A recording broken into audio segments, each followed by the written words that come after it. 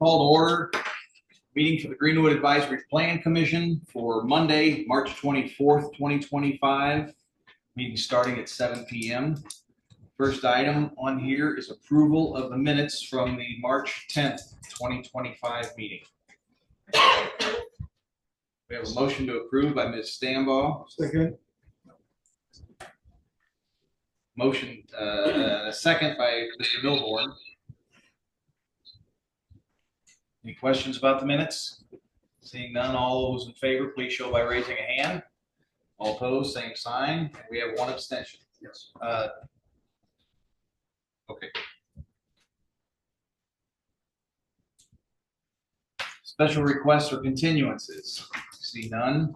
Findings of fact. Again, You're too fast. quicker than hiccup. Sorry, yeah, you were a little too quick for me.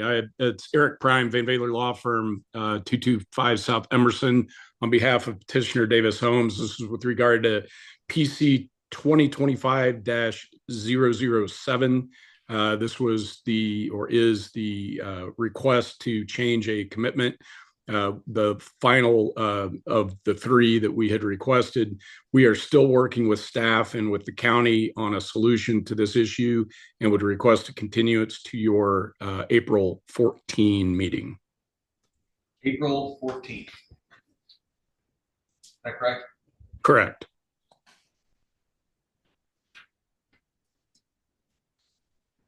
Okay, thank you. Any questions from the commission for Mr. Van Valer? Or Mr. Prime gave you a promotion there. Any questions for Mr. Prime? Seeing none, I'll accept the motion. I move to continue PC 2025-007 to the April 14th, 2025 meeting. We have a motion by Mr. Lexi. Is there a second? Second. Second by Mr. Price. Questions about any of this? Seeing none, all those in favor, please show by raising a hand. All opposed, same sign. Motion carries 9-0. On a night as busy as this, Mr. Prime, I thank you. You are very welcome. Appreciate it. Okay, are there any other special requests or continuances? Say no. Seeing none, How about you, Beth? findings of fact. Seeing none, we'll go to old business. First item on the docket is PC 2024-077, the Center Grove Park primary plat.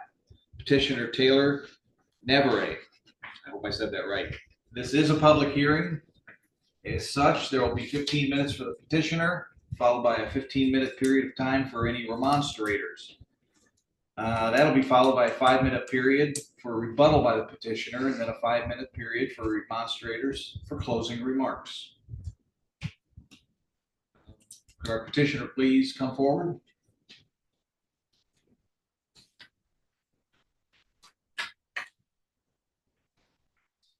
Good evening.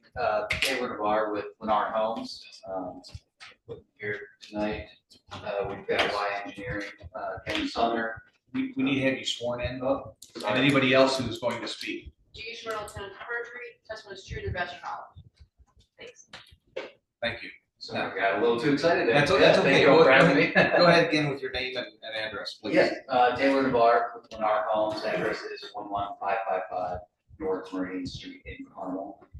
As I mentioned, I'm here tonight on behalf of Lennar Homes with the Lucia Group as well. This is a mixed-use development. I apologize, I didn't have any presentation for you tonight, so I'm not sure if we pulled up the plat or not. But this is an item that's been before the rezone process. It's a 92 acre site with some commercial use along State Road 135, and then some multifamily buildings, and then approximately 290 single family homes, which is a mix of single family detached and townhomes to the east of the site, and which is will be more or less an extension of the previous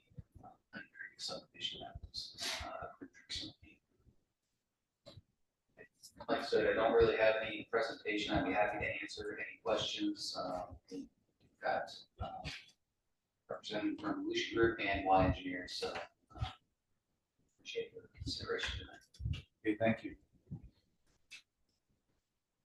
Is there anybody that is here as a remonstrator tonight? Seeing none, close public hearing. Commissioners, do you have any questions, or Mr. Nelson, Mr. Twani? I'm working on just seeing if I can get the plans pulled up so you can see them. Let windows, yes. If I can share with you. Plans briefly.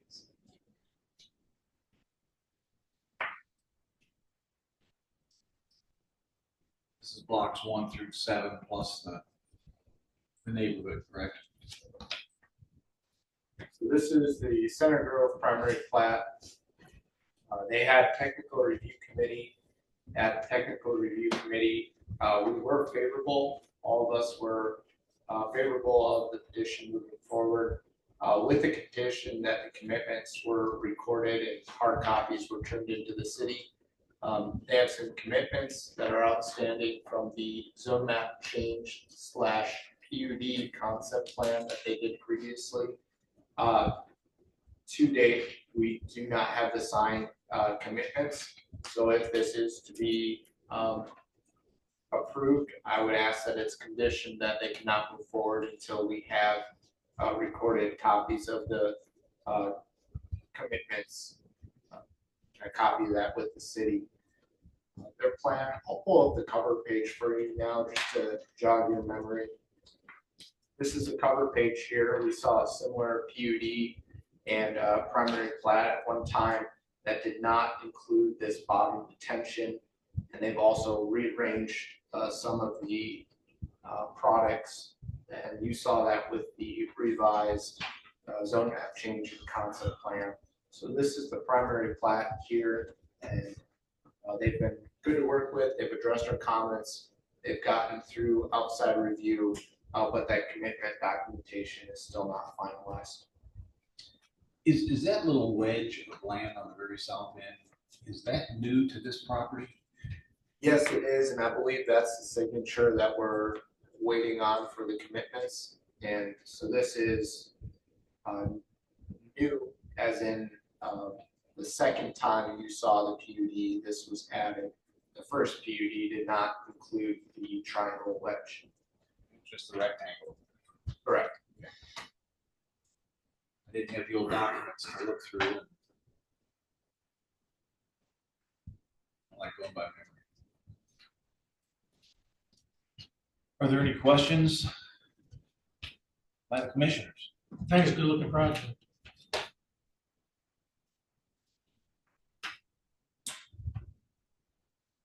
If there's nothing else, I'll accept a motion. I move to approve the proposed primary plat of Center Grove Park PUD subdivision submitted by Way Engineers on behalf of Lennar Homes of Indiana LLC, docket PC 2024-00-077, subject to the technical review committee condition that the zoning commitments be recorded and copies returned to the city, because the primary plat, upon meeting the condition, complies with Unified Development Ordinance subdivision standards, and to direct the president to sign on the commission's behalf the notice of determination and written findings regarding the approval of the primary plat as prepared by the planning director. Motion by Mr. King. Is there a second? I'll second. Second by Mr. Lexi.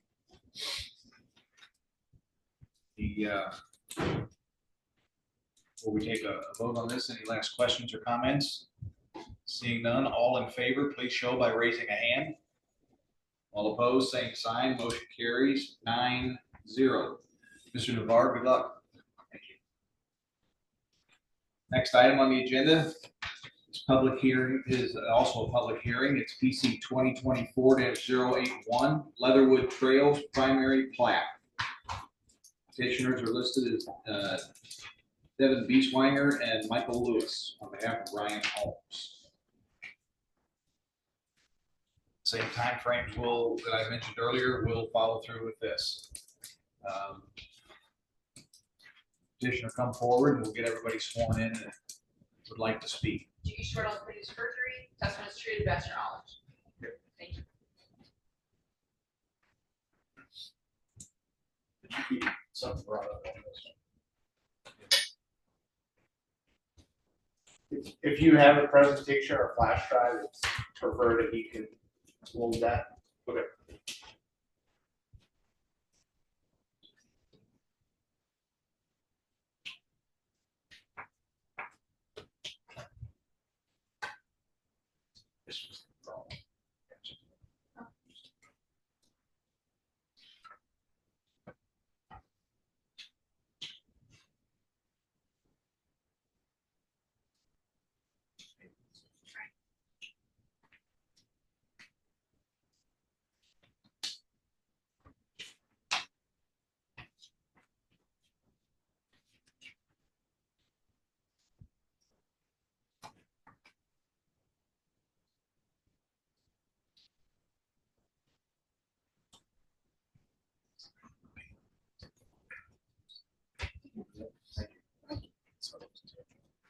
Thank you for having us. My name is Doug Weissmunger, here on behalf of Ryan Homes. We're here to present to you Leatherwood Trails. We're here for primary plat approval. This is a 135 lot, single family detached community. It's located on 66 acres at the southwest corner of County Line Road and Five Points Road.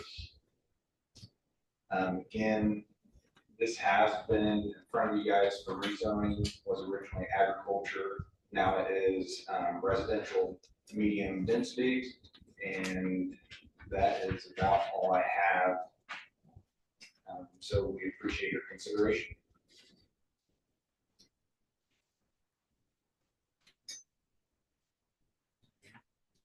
Is there anything else for petitioner? Not, are there any remonstrators who'd like to speak? Please come forward, state your name and address. Yep. Sworn in? Yes. Yeah, sworn. Thank you. My name is Sam Hartley. I'm at 6992 East County Line Road, Indianapolis, Indiana, 46237. I'm here today is why I've been here the past few times. Mostly the commercial zoning. So one thing I seen was you guys rejected Arbor Homes with input that is going to change the landscape of the area.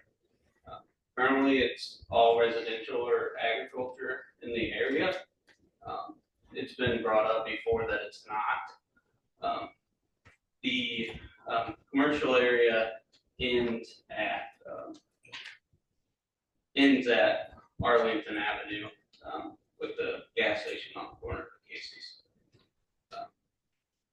I would rather the commercial area be used.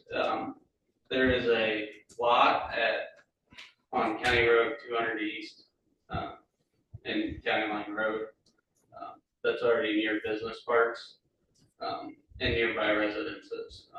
It's within a mile of my house and surrounding neighborhoods. Then there is also a business park going in at Arlington Avenue and County Line Road. It's a mixed-use commercial lot. They already have 2 retail outlets voted, and with over 6 acres and 5 acres for public park land. My main concern is that people move to the east, out further from Greenwood downtown, to get away from the stores and the shops and close range. They want to have their own space and not have shops directly next to their houses. Basically, the concern that I have is that we're gonna have lighting issues with storefronts open, and then traffic flow is also gonna get affected because people are gonna come by. And there's already a concern that was stated before was you guys don't want people crossing the interstate to go to restaurants or go shopping. But currently, East Main Street has Burger King and Road Ranger. But I know that's not enough, but with the development at Arlington Avenue and Downline Road, they're gonna have restaurants in there too. And I work in an area that the only place we have is a gas station, the truck stop gas station. And then we can drive into Brownsburg. And that's in Pittsburgh, Indiana, off their exit, and Steel Dynamics and Police Performance work there. And Steel Dynamics has quite a few employees. But one of my concerns is I don't want Greenwood to become another Fishers or Carmel. Greenwood has a certain character to it that you don't get in other suburbs around Indianapolis. It's just a small town feel, even though we have quite a few citizens here. And development like this is gonna make it more closer to like a downtown environment, having stores directly in front of houses and in the residential area. That's all I have for you today. Thank you. Thank you. Is there anybody else who'd like to speak as a remonstrator? Seeing none, the petitioner has 5 minutes for rebuttal.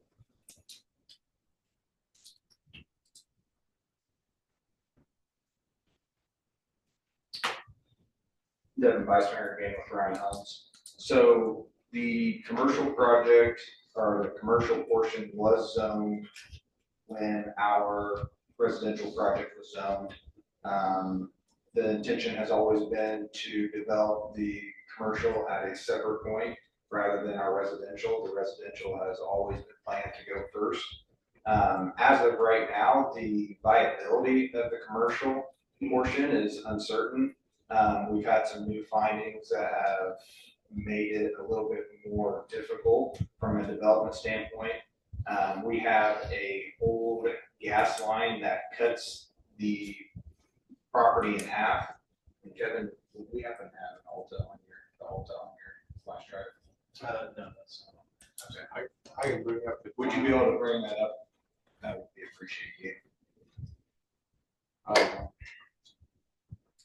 So the commercial portion is triangular shaped, which already poses some challenges as far as fitting any commercial development on it. But now we have found that we have a old gas pipeline that houses a fiber internet structure in it.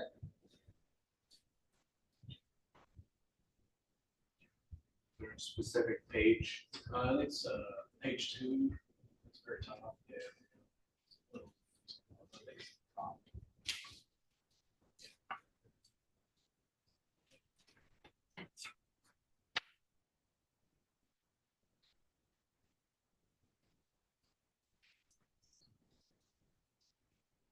Yeah, so that line that cuts diagonal going northeast and southwest is our line in question.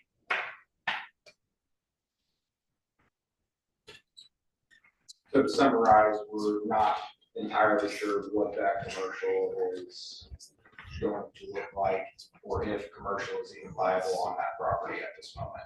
We still have things that we need to figure out at this time. Okay.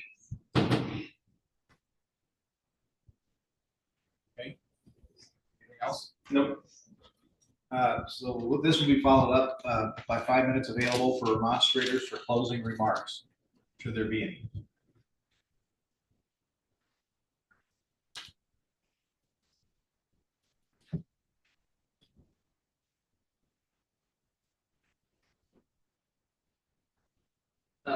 The only thing that I forgot to mention was when I looked at the staff reports for this week, talked about the intersection between County Line and 5 Points becoming a freeway stop. Currently, I think the traffic flow is better without it being a freeway stop. The only time it backs up is normally if there's an incident or just depending on the roadway. But like tonight, I came home to my house at 6:30 and there was nobody at the stop sign. And often there's not. It's often not a problem. And I think a three-way stop would cause more congestion right there, but versus having open flow going around 5 Points. But thank you. Thank you. Close the public hearing. Commissioners. I have a question about the commercial. Do they have to have that planned out to get their single family subdivision approved, or are they two separate projects? So they are two separate projects, but there is parts of the commercial that are maybe related to this project tonight. They also have on the agenda a waiver request, and that relates to the commercial, the neighborhood commercial north of there. Right now, they just have the residential proposed, and they're looking to only do the residential at this time. Although staff does feel that it's important to provide some pedestrian connectivity to the commercial. This is targeted and committed to be neighborhood commercial, so it wouldn't be a gas station or an oil change. This would be more of your neighborhood commercial uses. It's located, it actually borders 3 different apartments, 2 traditional, more traditional style apartments, and then also some built to rent homes that function as an apartment community. So that there is commercial uses around there. Residential commercial apartments are kind of a interesting item where sometimes they are looked at as commercial buildings. But that area is just north of the creek, and right now they're not proposing any work being done there. Staff was a little disappointed to find out about their new information that they discovered that it is maybe going to be more difficult to redevelop. Although we do believe you can put parking over that line, and that the site would still be able to fit commercial products on it. Thank you.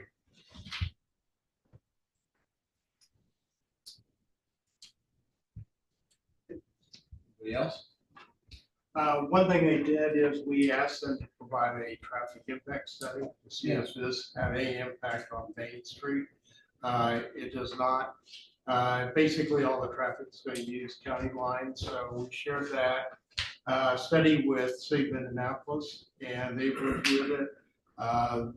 The traffic study indicated that down in the future there might be a need for a roundabout there, but City of Indianapolis said we're not going to be concentrating on a roundabout there. It'll be further to the west. We talked to the petitioner about how tight that intersection is, and they are willing to do some improvements with the radius to make that traffic pattern a lot safer for the traffic. So you look at it, roughly a mile between County Line and Main Street. Nobody's gonna drive down Main Street and go out. They're right there at County Line. That's right, they're just gonna go up to County Line and head west. Comments from planning on this. This petition, as we mentioned, is separate from the commercial that is north of Grubbs Ditch. They do show 2 asphalt paths with pedestrian crossing bridges going to that northern commercial area. During the initial planning of this project, They had looked at our future land use map and worked with staff to provide neighborhood commercial north of the creek up along County Line Road. With that, staff expressed to them that we would be favorable of possibly a waiver for vehicle connection if they were to provide 2 pedestrian bridges.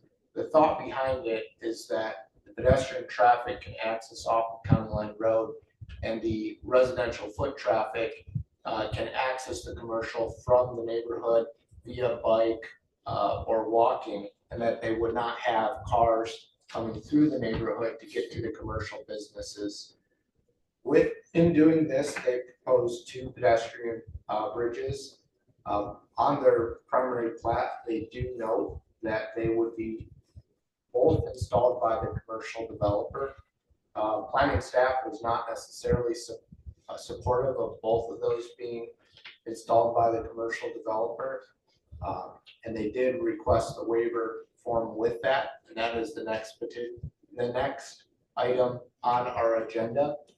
So the plans that you have before you right now, if they are to be approved by you, I would recommend that they are approved conditionally, that they either provide the required access per our ordinance, or that they receive the waiver request that they have also submitted for you to review today. As the plans stand right now, there is no connection to the northern parcel. I'm happy to answer any questions on that. I threw a lot out there. So what are your A or B again? Yeah, so the A would be that they either follow our ordinance as prescribed, which would require that there is vehicular and pedestrian access to, both to the underdeveloped parcel north of there, or that they receive a waiver request from this body, which they're trying to get. So you're asking us to think ahead to make sure that we're going to. Well, if you deny the waiver request, they would be required to put in the connectivity per our ordinance. Which is vehicular and pedestrian. Correct. Got it. Any questions for Mr. Nelson or? No, I support the project and the waiver. I'll keep it a secret till the next time. And Would you like to make a motion then? I don't have it in front of me, it's probably elaborate. I can make a motion. Okay. And just remember to make it subject to, you know, additional conditions that. Mr. President, I move to approve the proposed primary plat of Leatherwood Trails residential subdivision submitted by Y Engineers on behalf of NVVRE, DBA Ryan Homes, docket PC 2024-081, subject to the technical review committee condition that all staff comments are addressed because the primary plat, upon meeting the condition, complies with the UDO subdivision standards, and with one of the 2 following conditions to be met. Either A, follow the ordinance as prescribed, which requires vehicular and pedestrian access to underdeveloped parcel north there, or B, receive a waiver request of such. And I request to direct the president to sign on the commission's behalf the notice of determination and findings regarding the approval of the primary plat as prepared by the planning director. Thank you. We have a motion by Ms. Stanbaugh. Is there a second? Second. Second by Mr. Walker. Any last questions or comments before we go to a vote? Seeing none, all those in favor, please show by raising a hand. All opposed, same sign. Motion carries 9-0. Good luck, John. Now, the next item on the agenda is this required waiver. It's PC 2024-081 Leatherwood Trails primary plat vehicle connection waiver. This is not a public hearing, as it is a waiver.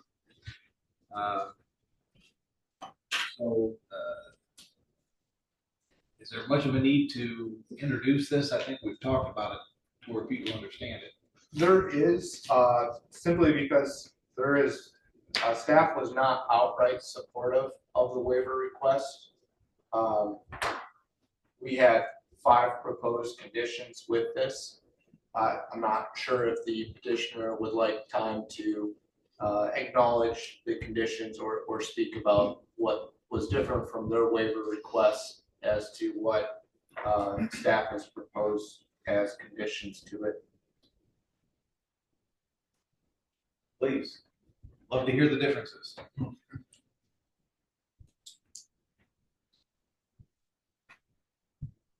Yeah, so Devin Weissman with Ryan Homes again. So to elaborate on a little bit of what Gabe said, if we could go back to the Alta, sure. This parcel that was zoned commercial already has its challenges between the easements of Greb's Ditch, the easements and right-of-ways of County Line Road, along with this newly found pipeline that runs right through the center of it. If you subtract all of that out of the property, the amount of actual developable or vertical building space that is left there is fairly minimal. We're still trying to back into what that number is. We're working towards trying to understand what size of easement Verizon or the carrier actually has on that utility line.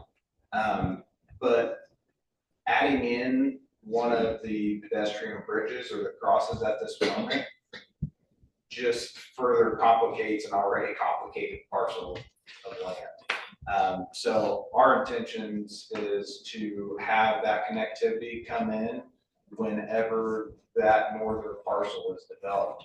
Then we know what's happening, then we know where the best places are to connect. We don't want to put either a vehicular connection or a pedestrian connection somewhere, and that ends up being one of the only few places we have to build or put infrastructure in. So that's really our main concern, is just adding another hurdle to an already hard piece of land.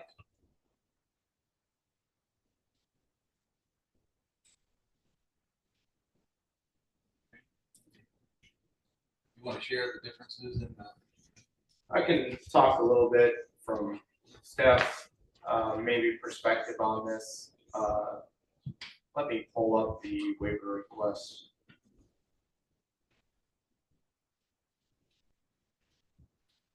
Yeah, Kevin, if you want to maybe lead out. Sure.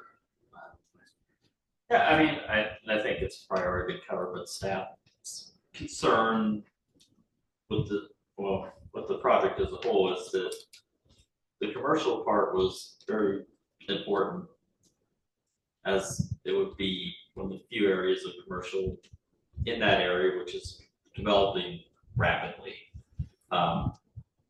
Understanding that there are some issues with developing on that parcel was a little concerning. So that's why we came up with a list of conditions.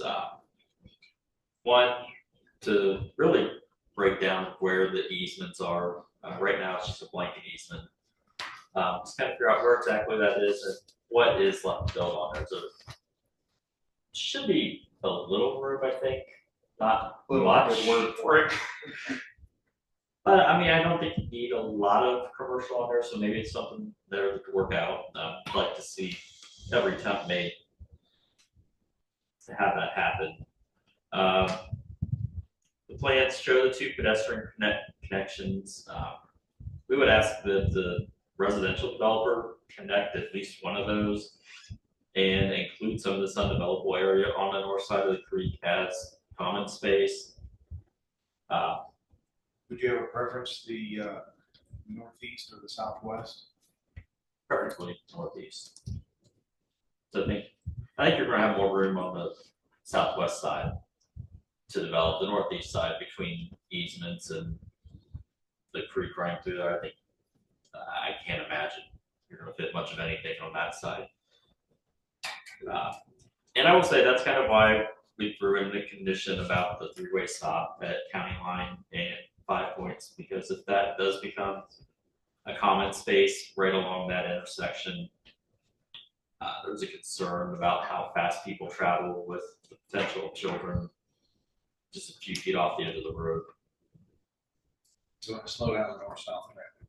Yes. Will they work with us on that? Well, I know it's a weird, we don't know that, and that's why it's kind of written to work with the city on the possibility. They may not. I think part of staff's concern was, like Kevin mentioned, this was an important part of the project that it feels like it is unraveling a bit. We want to make sure that it is viable, there is area, and if there's not, that maybe some of that area can be for pedestrians and for the people in that subdivision that connects them up to County Line Road. Neighborhood commercial, which is what the future land use map targets for this area, talks about bicycle and pedestrian connection should be provided externally and internally in order to connect adjacent neighborhoods. Should have plazas, outdoor dining areas where applicable, and pedestrian bicycle amenities that create active connected gathering places. And for the buildings, bicycle pedestrian facilities should allow for the safe and comfortable movement of pedestrians. I think it's very clear that the future land use map intended for this area to have pedestrian connectivity, to have common areas for pedestrians. And I do think if we put both of the pedestrian bridges on the commercial that is already burdened with the easements and with limited buildable area, that's another expense that they're going to have to do for two pedestrian bridges. And pedestrian bridges are not always inexpensive. They're cheaper than maybe a vehicular bridge. But this is one of the ways I think we can help to make it more palatable for a commercial developer that comes here in the future.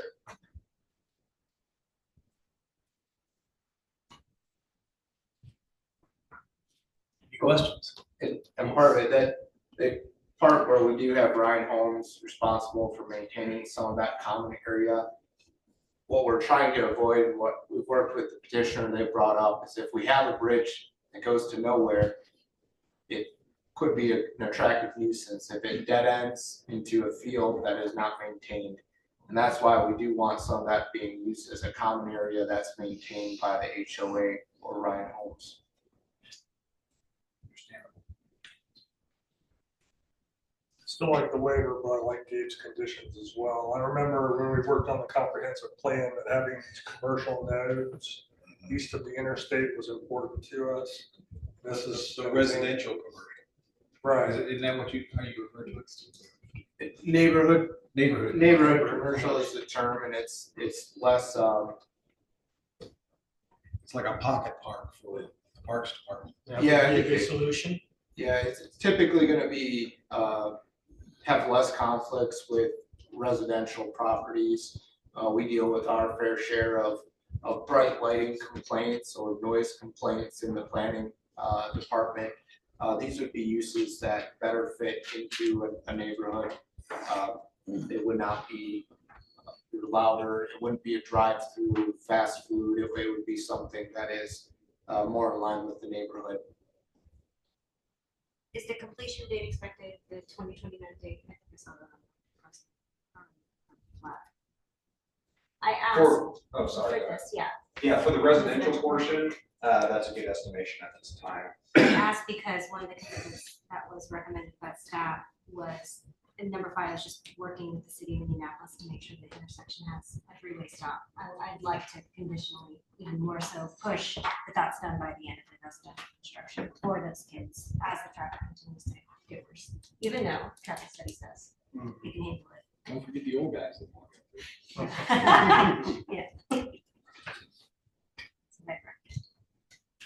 The commercial part is sort of ambiguous. We're not sure what's gonna happen with it. And I feel like we should go ahead and go forward with the subdivision.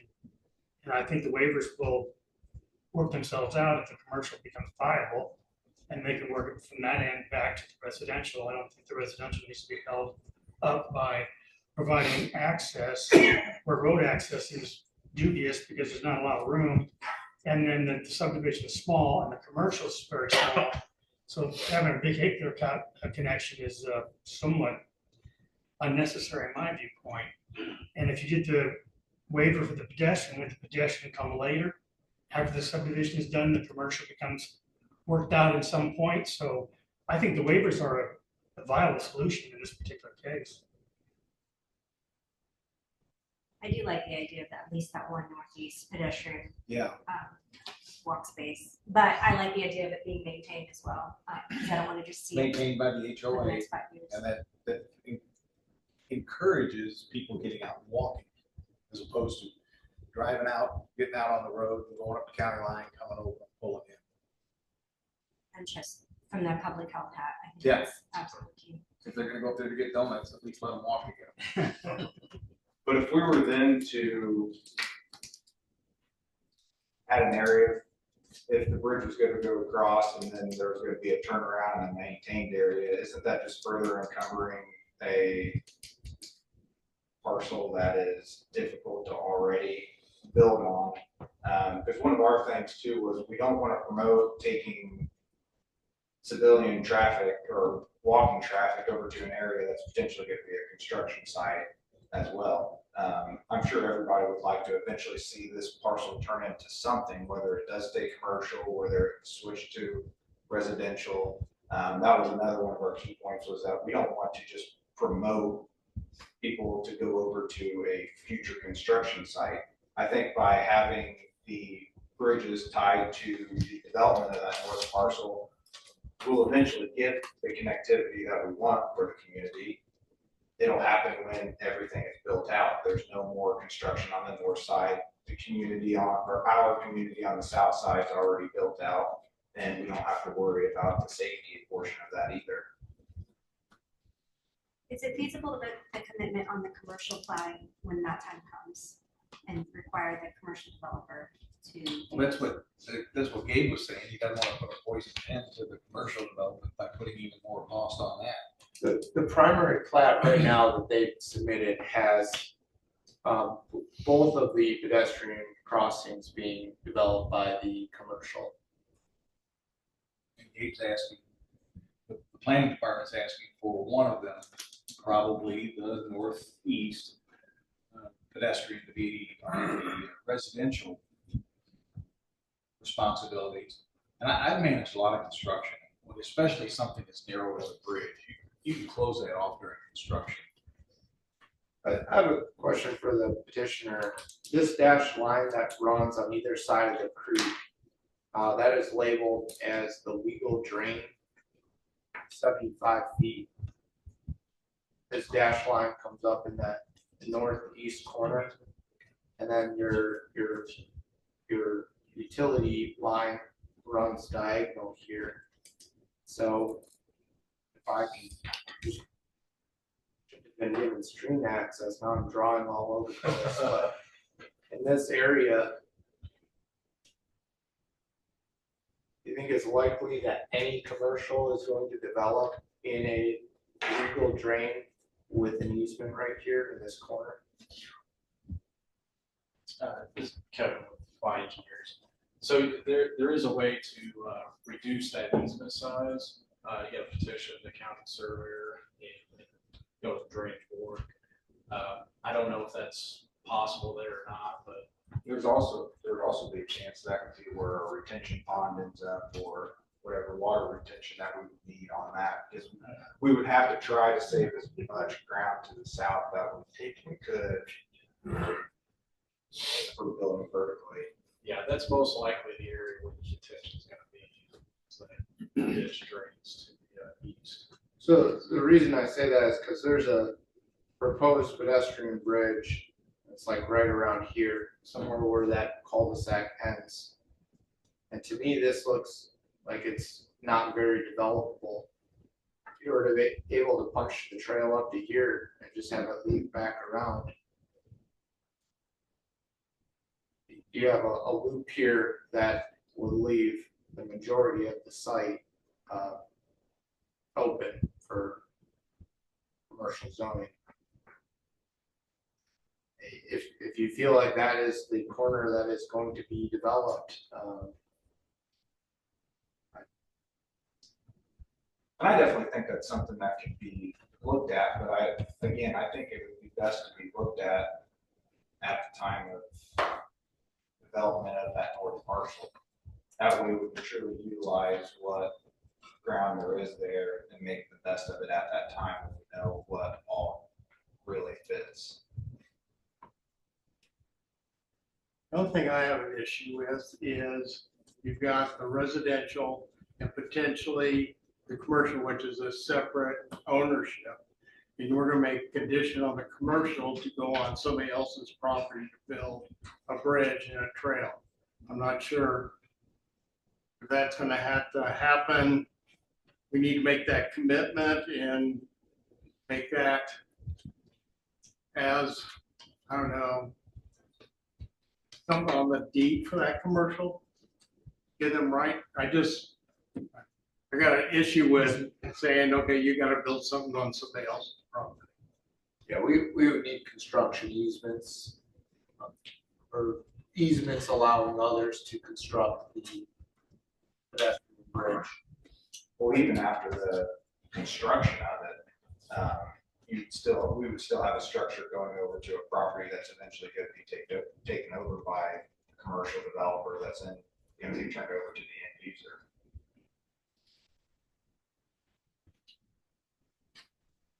So Sean, is there an issue here that you see, or?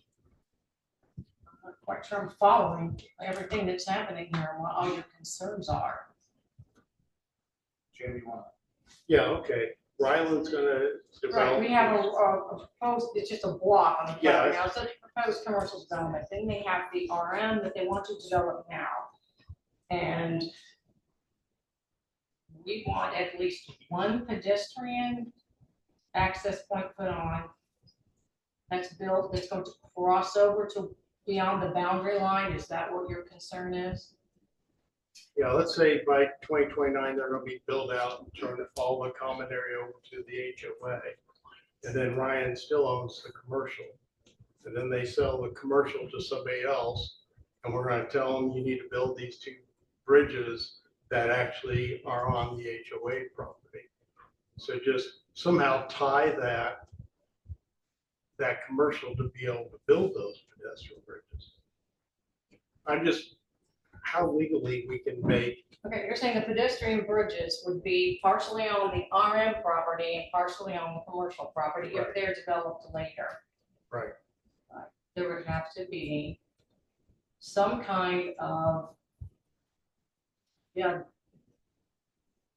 we would have to put on the RM plat some sort of a requirement that it is an easement for a pedestrian bridge. You have to put some kind of a note on there, some kind of a commitment that might be recorded in the chain of title. You can place commitments on plats if that's something that you think needs to be done.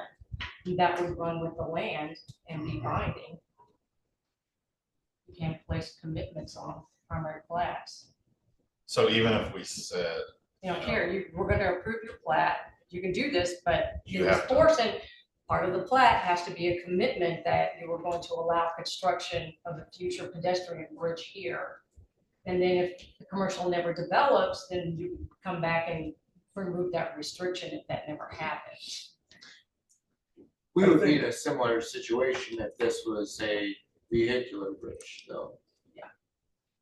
Yeah, let's back up to that. We're being asked to grant them a waiver. They don't want to build a vehicular bridge. So we're ready to say, okay, you can. You don't have to have a vehicle connection. Right, you as can long do as you give us. pedestrian bridge. Now they're saying they don't want to build a pedestrian bridge. I say we just tell them, too bad, build it. Build one. Build one. Seems to be a very reasonable response to their request for a waiver. And not dictate which one, whether it's north or the south. Because it sounds like they just need Well, that's some more fair. time. They need some time to figure it out. Well, and the other piece of it is that corner lot's something that Ryan's looking at for commercial, correct? Ryan Holmes would not be the one that would. But right now, Ryan Holmes has it tied up or? Correct. Okay. So that fiber, could it be relocated? We're currently in communications with the infrastructure owner. It sounds very difficult. They're stating that that line is at its maximum splice points, and that in order to rerun it, they would have to rerun 20,000 feet of infrastructure. So still working through that. But the commercial development might warrant that kind of an expense. So I'm just suggesting that if that gets moved, then really this is kind of a moot point. We're still gonna have to have connectivity to that commercial development. Probably gonna relocate that fibers. I would think they could do an underground bore on that pretty simply. To relocate that. Yeah, it's something, so there was originally a gas line that was never pressurized, and it's something with the steel gas line that they're saying it can't cut into and splice into, and that the fiber is at a maximum splice point. I don't know the It'd have to be technicalities. vacated to run a fiber through the gas line, wouldn't it? Do what? Wouldn't the gas line have to be vacated to run a fiber through it? It was never used. Yeah. So it's not being used, so I don't know. Okay, I just trying to figure out why that easement couldn't be relocated to a piece of fiber. To give you some context, the development to the west of there, Denton Floyd Arlington Farm Apartments, they were able to relocate it around the border of their site.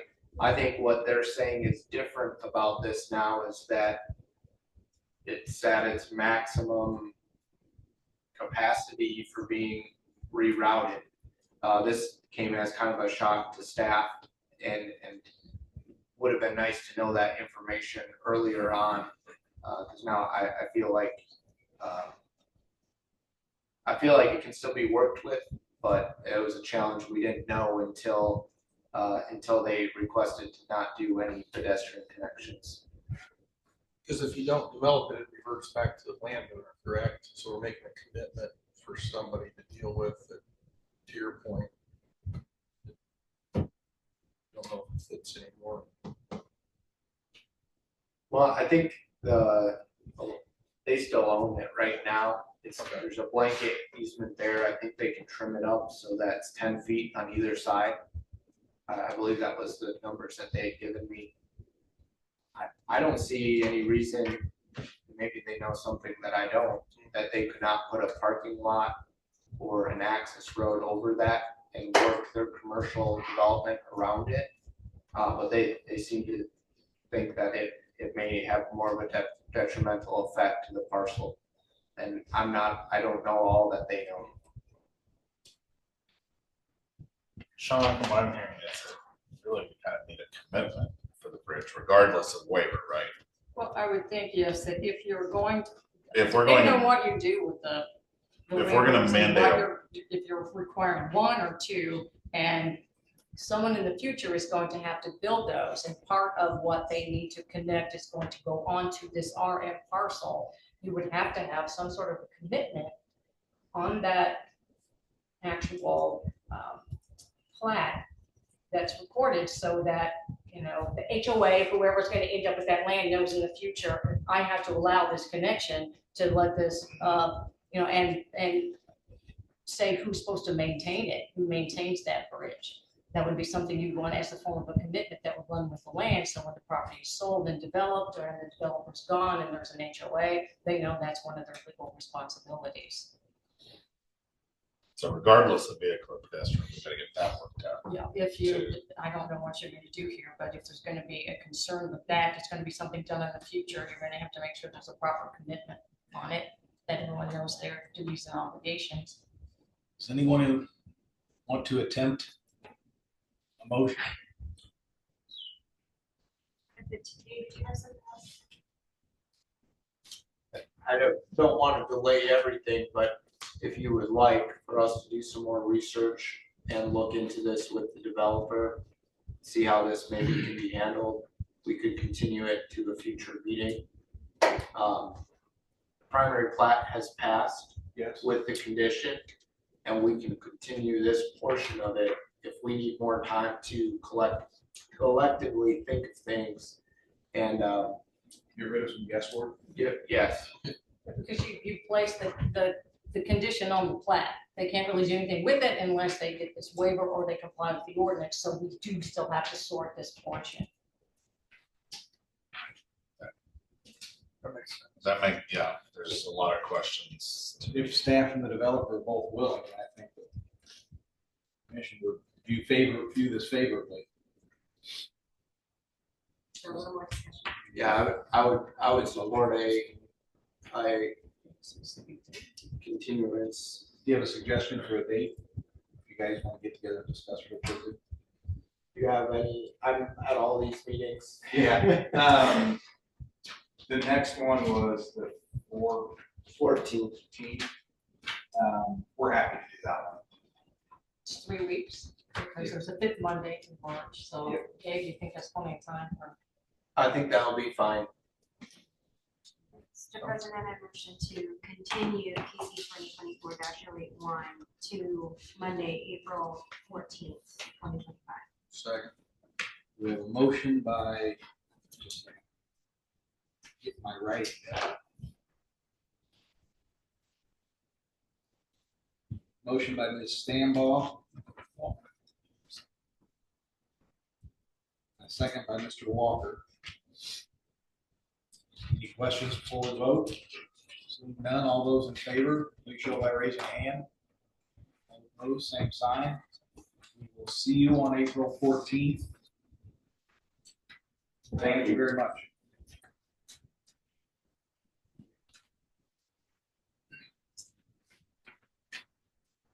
The next item on the agenda was PC 2025-007. That was continued to April 14th also. Is there any old business from the floor? Seeing none, is there any? There is some. New business. First item is PC 2024-076, Northeast Park parking lot landscape waiver. As this is a waiver, it's not a public hearing. I believe a petitioner is the city's very own Mr. Taggart.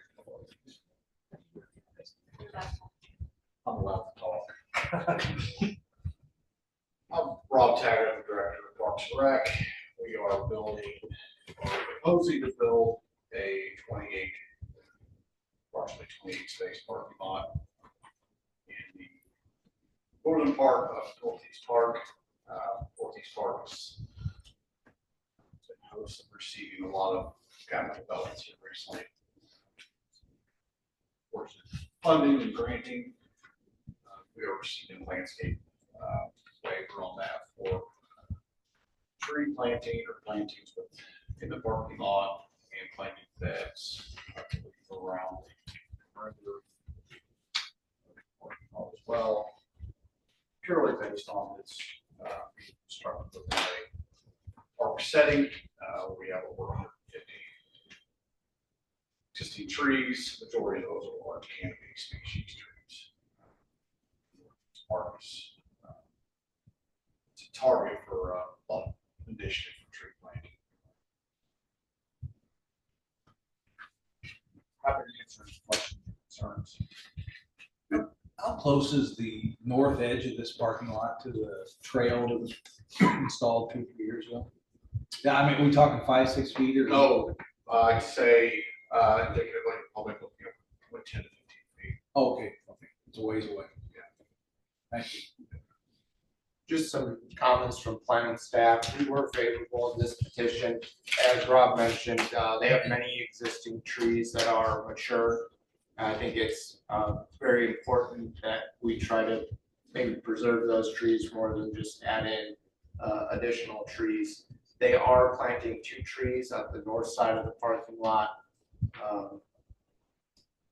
And then here's just a photo of the park. You can see throughout the park there are canopies. There are large existing trees around the playground. Basically, we are favorable of this. Find that these are sufficiently placed elsewhere in the park, and that due to the nature of this being a park project, this is not necessary.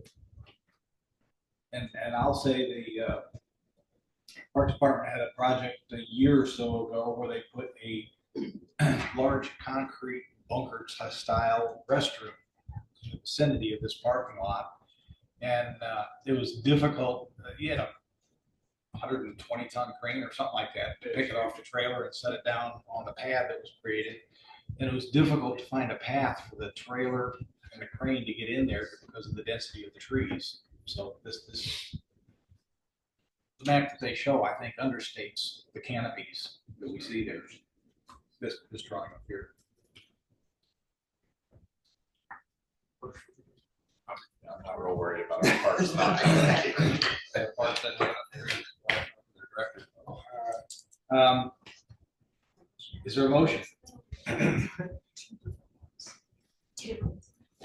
The off-street parking island and then the perimeter parking lot. Yeah. We'll take the off-street parking first. I move that the request of the city of Greenwood for waiver of the requirement of the UDO, Greenwood Municipal Code 10, Section 10.3.6, landscaping and buffering, J, parking lot landscaping, 1, off-street parking islands, A, that specifies a landscaped interior island evenly distributed throughout parking areas every 14 parking spaces within off-street parking lots be approved because the proximity and setting of the project parking lot is within a public park that has overall landscaping distributed throughout that exceeds requirements of quantities of plantings and provides appropriate aesthetic screening, and the Plan Commission finds that the city agreement has met the criteria set forth that agreement with Municipal Code Section 10.4.3K for the waiver for the reasons set forth in the request for the waiver and as presented. We have a motion by Ms. Stambaugh. Is there a second? Second. Second by Mr. Lexi. Any questions for Parks before we go forward? Seeing none, all those in favor of the off-street parking waiver, please show a sign by raising a hand. All opposed, same sign. Motion carries 9-0. Second waiver, is there a motion?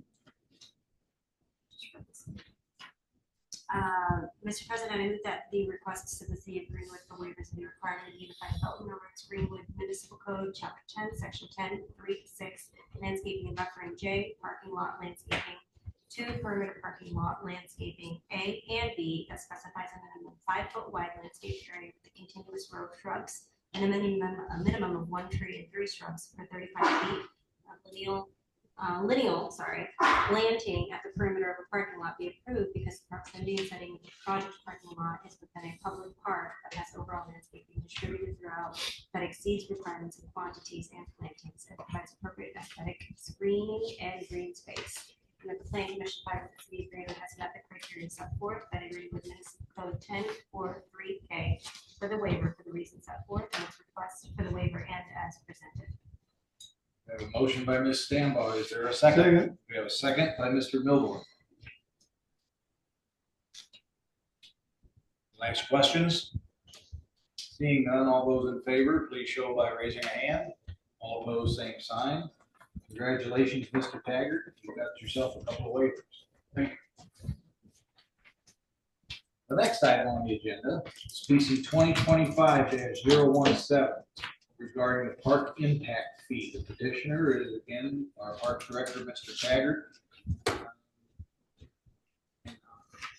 Honestly, everybody, I've already seen this presentation one time. And while it's not brief, I think he's had a condensed version, so. oh, okay, you got the full package this time? Yeah. Oh, good. I'm here to kind of like soft intro. We contract with a company called Lehman and Can Lehman. I interrupt? This is a public hearing, so anybody who's going to speak does have to have the oath administered. Do you swear on this perjury testimony true to the best of your knowledge? Yes. Do we have anybody online who's calling you? Mr. Lehman also. Do you swear on penalties of perjury the testimony is true to the best of your knowledge? Yes. Hey. As always, Sean, thank you. Where were we? You doing your introduction? Yeah.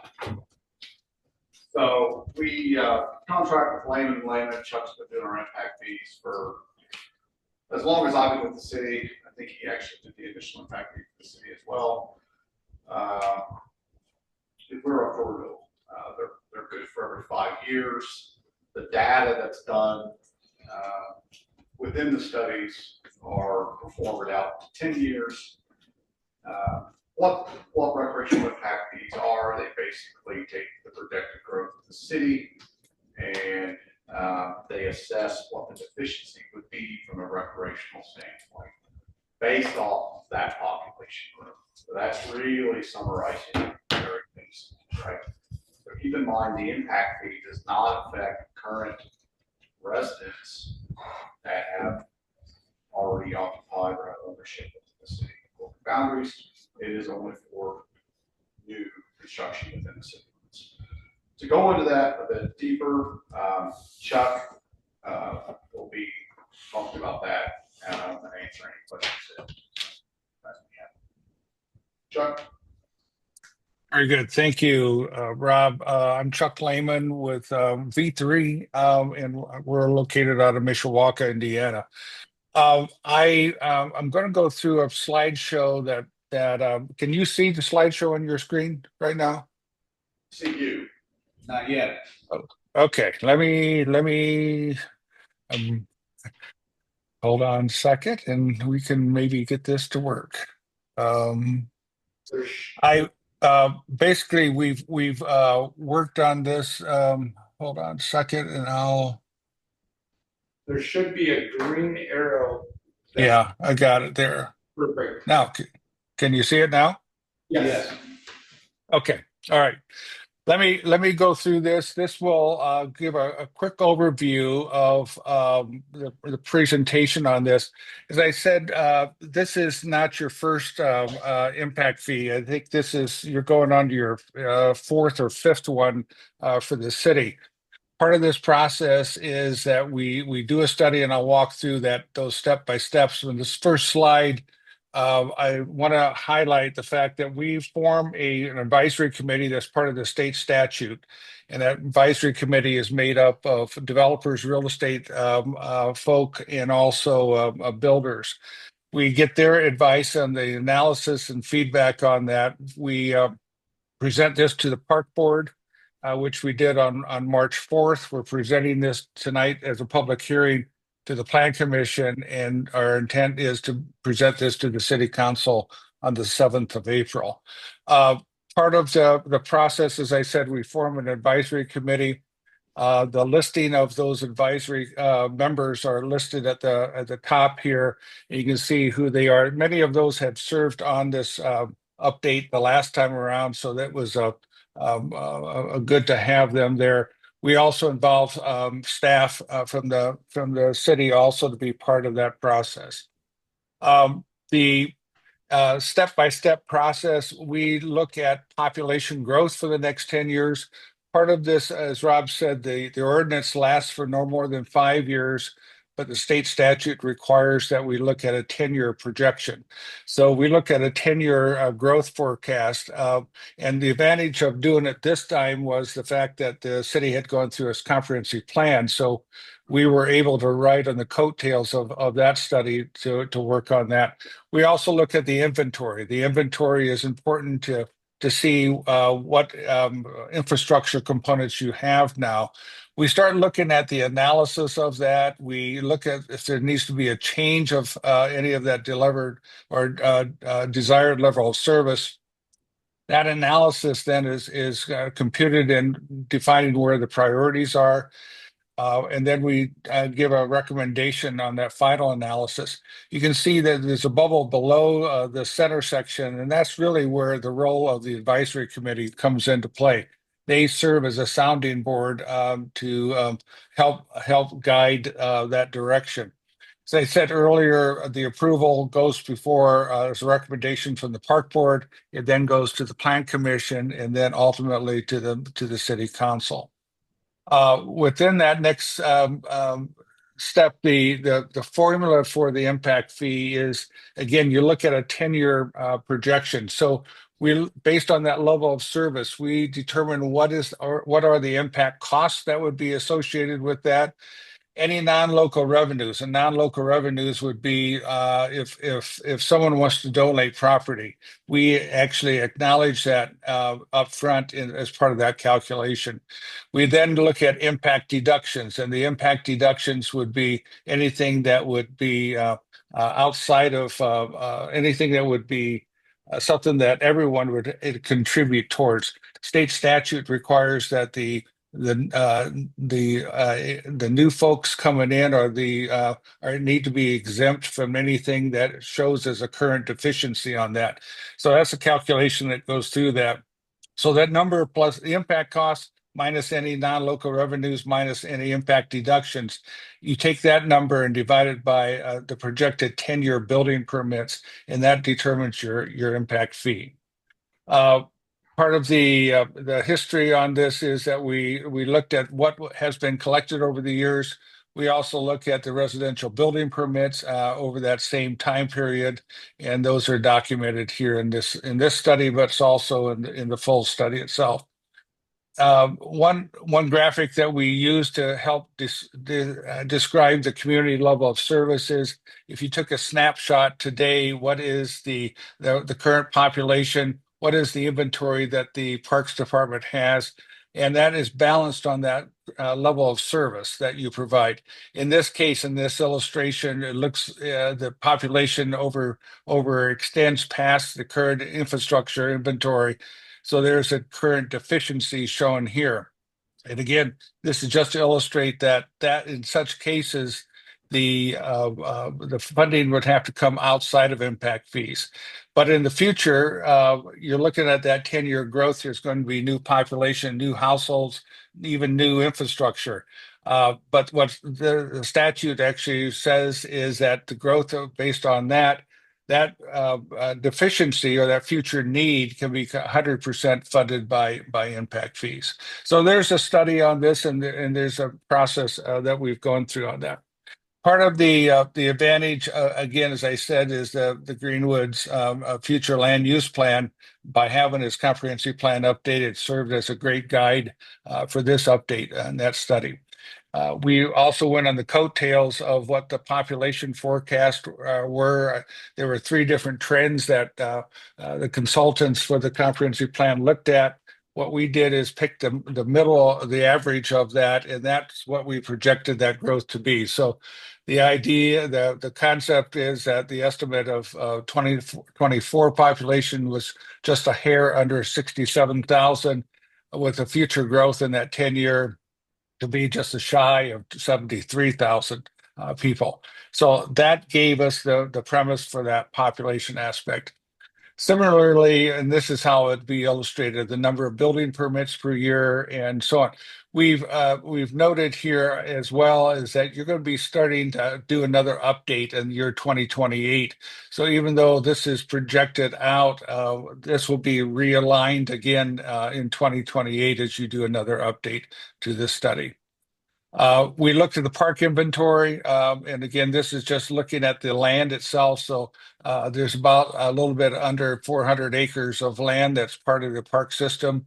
We also, and again, I apologize for the smallness of this, but there's about 56 different line items of infrastructure that we looked at and tabulated on that. We tabulated within the park system, which is in the brown tan area. We also look at schools and other recreation providers to look at the more of our community-wide picture aspect on that. What we did a little bit different this year is that we put these in categories, and these categories looked at hard surface play areas, multi-purpose fields, park amenities, and you can see the list here off to the right. This was a unique way of doing this because it was allowed us to actually look at things as priorities within categories within the park system itself. We then took that information and applied a level of service. So you can see in the blue shaded column here, the number of components you have within those categories, how it's serving right now with the existing population. As the population grows, it would show, applying that same level of service, what additional future needs would be comprised within that realm. and then applying an impact fee to that. You can see this listed through there. One thing that we did recommend is that the last category of facility complexes, that is one that basically are much bigger ticket prices or ticket items. That may be like a community center, a brand new pool, and so on. In many cases, those type of components would best be served outside of the using impact fees, but looking at things like general obligation bonds and other type of funding resources.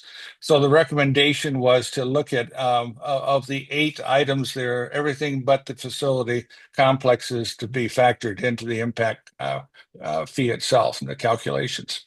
So by applying that, the summary would show that there would be that future population of 72,853. A residential building permits projected to be 2,623. Take that number and divide it by the $7.2 million of the future needs on that would generate an impact fee of 2748 in that realm. The aspect of carrying that out, just as a little bit of a comparison, this was a table looking at many of the impact fees throughout the state that we've been involved with and what year their ordinance was approved. And the aspect on that is that's just a hair under $20 or $2,000 on that. But some of the larger numbers here, Noblesville's impact fee, which was updated last year, was $4,100.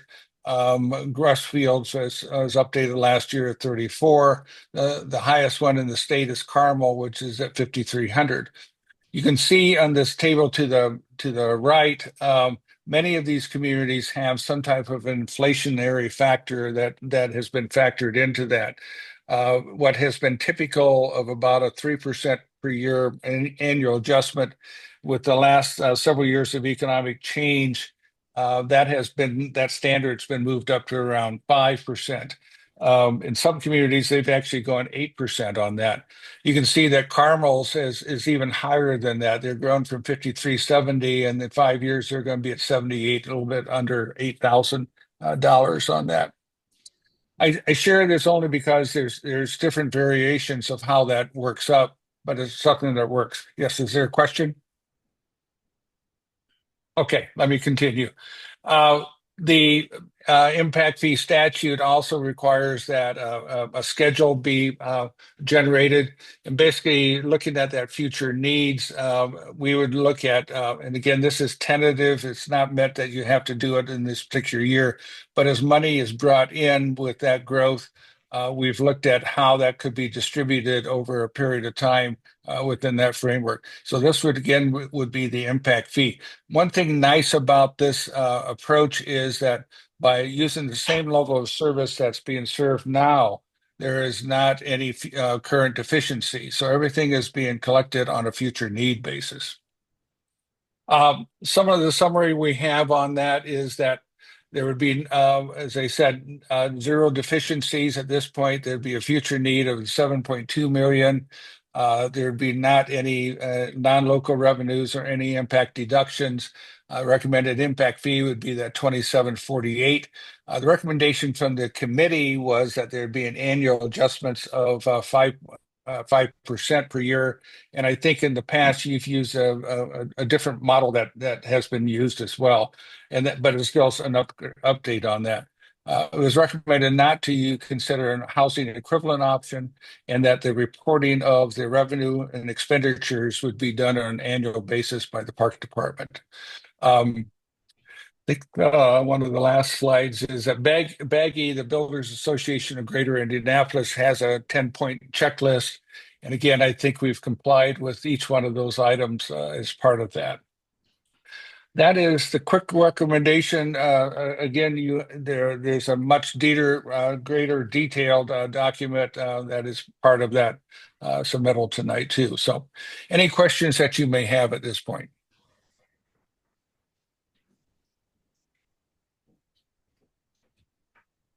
I have a couple questions. When would this, I know it's later than 6 months after it takes effect, but when would this take effect? October gonna be 6 months from the date that it is adopted. Okay. So it's going to the council on April 7th. It gets one reading, like a zoning, and then, of course, then it's all signed off on. Should it be and it's adopted? adopted. Okay. It's first of October around or somewhere. What is the current park impact fee? Yeah, it's a tick over $1,700. And again, even though there's a 6-month waiting period on this one, the existing ordinance would continue up to the point where that one fades out, this one would kick in.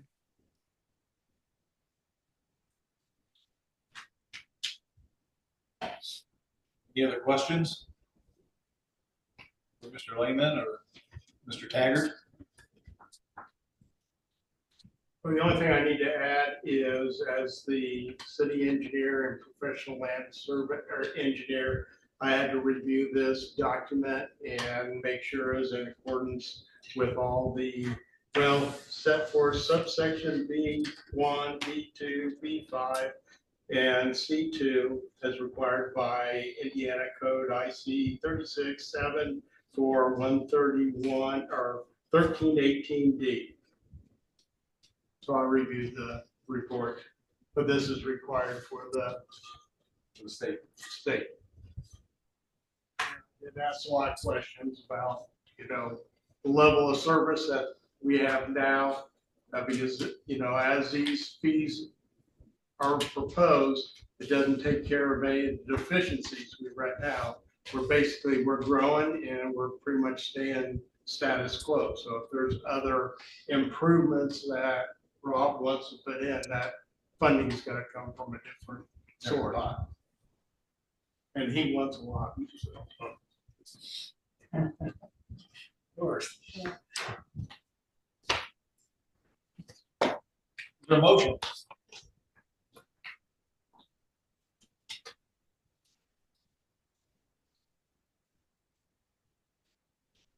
Recommendation, favorable, unfavorable, or no? Like a zoning. I move that the proposal to establish an equitable impact fee for the purpose of planning and financing park and recreation infrastructure to serve new development in the city of Greenwood receive a favorable recommendation from this commission to the Greenwood Common Council, and that the same be certified in the form presented to the Greenwood Common Council. Motion by Ms. Stamp. Is there a second? Sir, can I interrupt? This is a public hearing, I think, so you may need to go through that process as well. No one else stood up to have an oath, so. Okay. But Okay. Is there anyone Yeah. here to speak for or against? Seeing that, close public hearing. We have a motion by Ms. Stambaugh and a second by Mr. Price. Any other comments or questions before we take a vote? Like Greenwood Parks. Seeing none, all in favor, please show by raising a hand. All opposed, same sign. Motion carries 9-0. Good luck, Mr. Taggart. Thanks, John. Thank you. Thank you, Mr. Lehman. Sure. Is there any new business from the floor? Seeing none, are there any announcements? I won't be at the next meeting. You won't miss me, I'm sure. We will miss you severely. I guess just a reminder, the next meeting, we do have that extra Monday, so we are doing the training meeting. So we'll have some new things to share with you, some new things that we've been working on with GIS, with our public notice mapping. It'll be on the 14th. On the 31st. Or on the 31st. Oh, next Monday? 2 Mondays. 2 Mondays from now. Yeah. There's a training session. The 31st is next Monday. Yeah, this today's. Yes, okay. That's the Monday. I'm not great at math. I can't. It's been a long day. But then I did have one other announcement. As you guys know, we finished up our comprehensive plan. And we had gone to you guys for a while ago and talked about making some changes to the current B5 development ordinance. We've been looking at different consultants to help us rewrite some of the Unified Development Ordinance. And you may have seen in the paper that we were requesting proposals from different consultants. Right now, planning staff has narrowed it down from the applicants that we had. We interviewed our top 3, and we've decided to try to move forward with the consultant Opticos. So we're looking to make some finalizations with them, working with our legal department to develop a contract. And we hope to have something to share with you soon regarding that initiative. Sounds good. And to eliminate any confusion, there is a meeting next Monday. Yes, and that's the training. March 31st, and it's training. You feel free to sit out here. The only other announcement is on the 24th, a month from now, April 24th, April 21st, 28th, I will be out of town and not available. So, any other announcements? Move to adjourn.